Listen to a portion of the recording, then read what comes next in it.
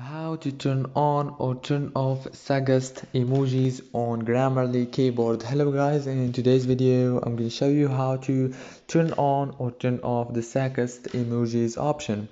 So first thing you have to do, go to Grammarly app. Now this is the home page.